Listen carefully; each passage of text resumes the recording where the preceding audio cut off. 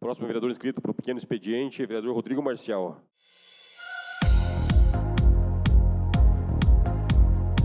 Bom dia, vereadores. Bom dia, presidente em exercício, colegas, cidadãos de Curitiba.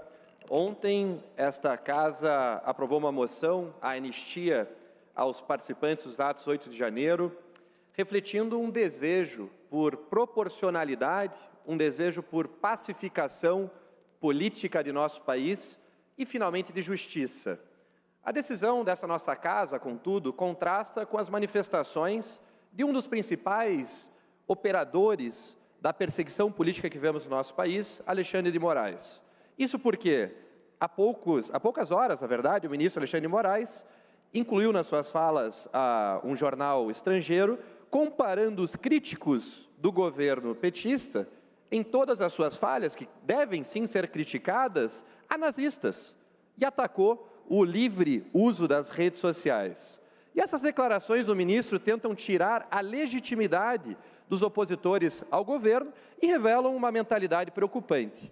Eu lembro aos colegas dessa casa que em 2022 nós aprovamos uma moção de protesto justamente aos atos atentatórios ao Estado de Direito, os atos do Alexandre de Moraes, que justamente desviavam e ameaçavam as garantias fundamentais dos cidadãos curitibanos, inclusive, mas paranaenses e brasileiros também.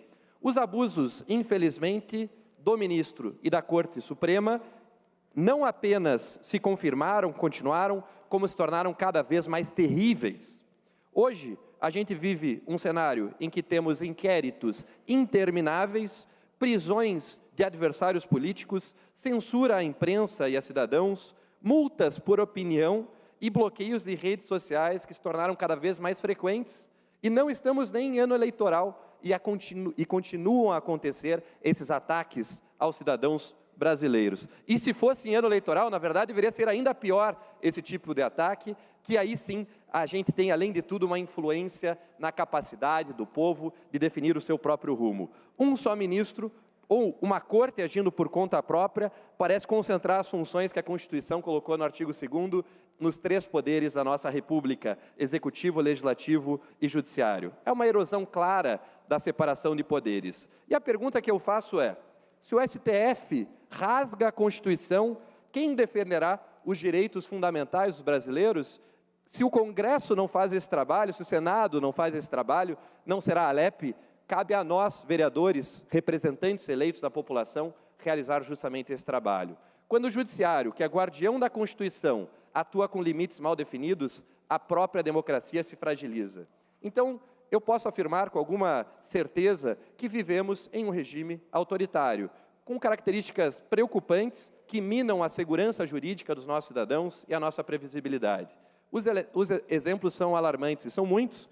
Temos bloqueio de plataformas de redes sociais, perseguição a jornalista como Alan dos Santos, investigação até com personagens estrangeiros como Elon Musk, Operação Tempus Veritatis, com perseguição contra opositores do governo, o Felipe Martins, jornalista também, que levou milhares de reais de multa por apresentar suas opiniões em redes sociais, e o mais grave de todos, eu acredito que seja o caso do deputado federal Marcel Van Hatten, que em um discurso no Congresso Nacional, na tribuna, assim como estou agora, está sendo perseguido, o que é uma violação evidente do artigo 53 da Constituição Federal, que promove e proporciona justamente a imunidade parlamentar.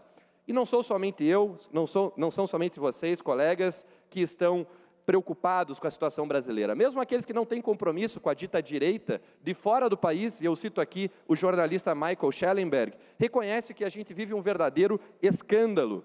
O americano falou, e a gente concorda, a liberdade de expressão está sob ameaça em todo o nosso país. Então não é uma questão ideológica, não estou aqui por um fundamento ideológico que tenho, mas estou aqui por uma questão de liberdade versus autoridade ou autoritarismo. É sobre manter a República ou aceitar uma ditadura de toga, onde a vontade de 11 ministros se sobrepõe não apenas à vontade popular, mas à própria Constituição e aos direitos naturais e fundamentais dos brasileiros. Portanto, nós temos a liberdade de expressão como a viga mestre da nossa democracia. Sem ela, o edifício todo desmorona. É apenas isso. Obrigado pela atenção.